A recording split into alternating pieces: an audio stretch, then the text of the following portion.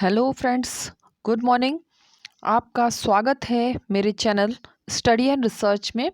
तो चलिए आज हम स्टडी करने वाले हैं। आपको मैं बता दूं, आज हम मिक्स स्टडी करेंगे। ये जो सीरीज़ बन रही है ये मिक्स स्टडी की बन रही है, लेकिन क्वेश्चन जो है वो यूरोपियन हिस्ट्री से मैंने लिए हुए हैं। तो चलिए आज के क्वेश्चन को हम सॉल्व करना शुरू करते हैं। इस तरह का वीडियो पसंद आता है तो लाइक शेयर सब्सक्राइब करें। सब्सक्राइब करने के बाद बेल आइकन की घंटी को जरूर प्रेस कर लें, ताकि इस तरह का वीडियो मैं जब भी अपलोड करूं उसका नोटिफिकेशन आसानी से आप तक पहुंच सके। तो सबसे पहला प्रश्न आ रहा है, यूरोप में धर्म सुधार आंदोलन का वास्तविक प्रेरणा कौन था? तो धर्म सुधार आंदोलन का यूरोप में जो प्रेरणा थे वो थे Martin Luther. Boston T party का संबंध निम्न में से किससे है? तो इस पार्टी का जो संबंध रहा है वो रहा है अमेरिका के स्वतंत्रता संग्राम से, बोस्टन टी पार्टी का। फ्रांस में हेनरी की मृत्यु के पश्चात फ्रांस के राज सिंहासन पर कौन बैठा? तो राज सिंहासन पर जो बैठने वाला था लुई 13। किस संधि के द्वारा अमेरिका को स्वतंत्र माना गया? तो वर्साया की संधि हुई थी जिसके द्वारा अमेरिका को स्वतंत्र माना गया। फ्रांस के शासक लुई 15वें का शासनकाल क्या था? तो इसका शासनकाल था 1715 से 1774, 1715 से 1774। फ्रांस में 1789 ईस्वी में स्टेट्स जनरल का अधिवेशन पुनः कितने वर्षों बाद बुलाया गया? तो इस अधिवेशन को बुलाया गया था 175 वर्षों बाद। पोप व नेपोलियन के मध्य समझौता किस वर्ष में हुआ था? तो यह समझौता हुआ था 1801 में।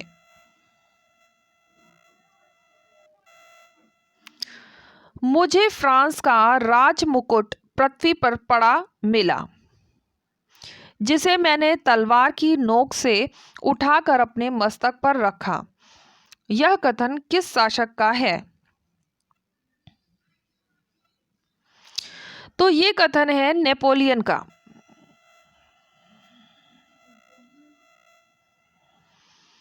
औद्योगिक क्रांति के दौरान विश्व की उद्योगशाला किस देश को कहा जाता था? तो ये कहा जाता था इंग्लैंड को। श्रम संगठन पुस्तक, जिसे क्रांति की बाइबल कहा जाता है, का लेखक कौन था? तो इसका लेखक था लुई ब्लॉक। तो फ्रेंड्स, जैसा कि आप जानते हैं, मैं फिर से आपको एक बार बताना चाहूँगी जो न्यू व्यूवर हैं उनके लिए, कि हम स्टडी कर रहे हैं एक सीरीज़ में। तो इसमें एक प्लेलिस्ट आपकी क्रिएट होगी एंशियंट की, उसके बाद मिडल हिस्ट्री की, फिर मॉडर्न हिस्ट्री की, और इस समय हम मिक्स स्टडी कर रहे हैं। तो इस तरह के अलग अलग मैं वीडियो आपको प्रोवाइड कर रही हूँ, और ये इन सभी वीडियोस के लिंक हैं। अगर आप देखना चाहते हैं तो इसके लिए आप डिस्क्रिप्शन बॉक्स में जाएं और लिंक के माध्यम से आप इन सभी वीडियोस को देख सकते हैं, अथवा आई बटन मैं सेट कर दूंगी तो आई बटन के माध्यम से भी आप इन सब वीडियोस को देख पाएंगे। नेक्स्ट क्वेश्चन पे आ जाते हैं। क्वेश्चन नंबर 11,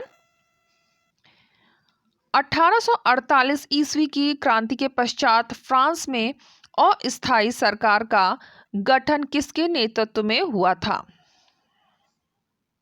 तो ये गठन हुआ था लामा तिरन के नेतृत्व में। फिर से एक बार देख लेते हैं। 1848 ईस्वी की क्रांति के पश्चात फ्रांस में अस्थायी सरकार का गठन किसके नेतृत्व में हुआ?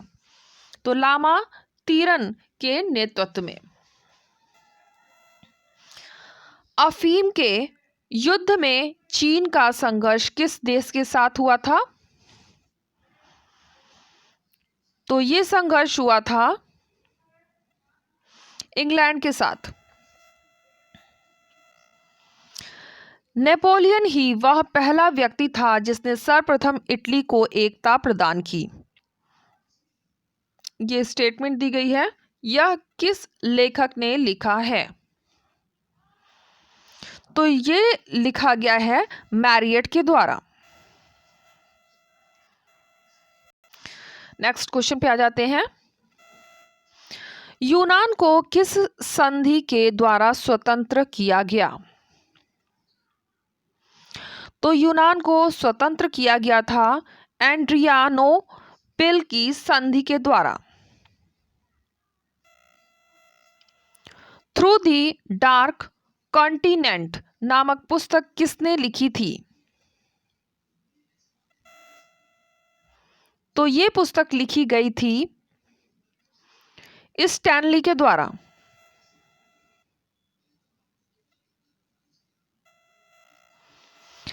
1917 ईस्वी में रूस में एक क्रांति मार्च हुआ। दूसरी क्रांति किस माह में हुई? तो ये क्रांति हुई थी नवंबर में। रूस की क्रांति के समय रूस का जार कौन था? तो रूस का जार था निकोलस द्वितीय। चीन में क्रांति किस वर्ष हुई थी? चीन में क्रांति हुई थी 1911 में, 1911। दास कैपिटल नामक पुस्तक का रचयिता कौन था? तो दास कैपिटल पुस्तक के रचयिता थे मार्क्स। 1919 ईस्वी में प्रारंभ हुए पेरिस शांति सम्मेलन का काल था। तो ये था 5 वर्ष का। तो फ्रेंड्स, यहाँ पे मैं आपको जानकारी देना चाहूँगी, अगर आप NTA UGC नेट का प्रिपरेशन करना चाहते हैं तो इस चैनल से जुड़ जाइए। और अगर आप इसके ओल्ड पेपर देखना चाहते हैं तो वो पहले ही मैं अपलोड कर चुकी हूँ। इतिहास के प्रश्न पत्र और फर्स्ट पेपर के भी आपको जो वीडियो है वो मिल जाएंगे। इसके अलावा प्रैक्टिस सेट भी आपको हिस्ट्री का मिल जाएगा। इसके लिए आपको जाना पड़ेगा डिस्क्रिप्शन बॉक्स में, और डिस्क्रिप्शन बॉक्स के माध्यम से आप इन सभी वीडियोस को देख सकते हैं। पेरिस के शांति सम्मेलन में कुल कितने राष्ट्रों ने भाग लिया? तो जिन राष्ट्रों ने भाग लिया था उनकी संख्या थी 32।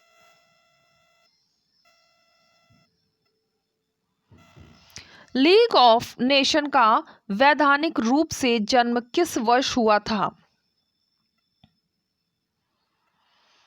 तो ये हुआ था 1920 में। फांसीवाद का जनक था? तो फांसीवाद का कौन जनक था?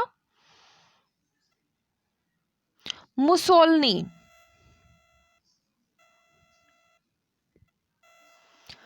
राष्ट्रसंघ किस वर्ष समाप्त हुआ? राष्ट्रसंघ की समाप्ति हुई थी 1946, 1946 में। फासीवाद का उदय कहाँ हुआ? फासीवाद का उदय हुआ है इटली में। फासीवाद किन रंग की कमीज पहनते थे? किस होना चाहिए था, थोड़ा सा यहाँ पे प्रिंटिंग मिस्टेक है। किस रंग की कमीज पहनते थे? तो ये पहनते थे काले रंग की कमीज। इटली में प्रमुख फासीवादी नेता कौन था? तो जो फासीवादी नेता था वो हो जाएगा मुसोलिनी।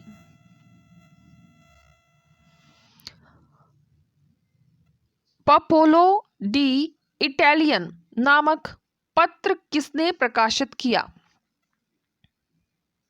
तो ये पत्र प्रकाशित करने वाला था मुसोलिनी। स्वतंत्रता से पहले अमेरिका में कितनी बस्तियां उपनिवेश थे? तो इन उपनिवेशों की संख्या थी 13। नेपोलियन ने पिरामिडों का युद्ध किस देश के साथ लड़ा था?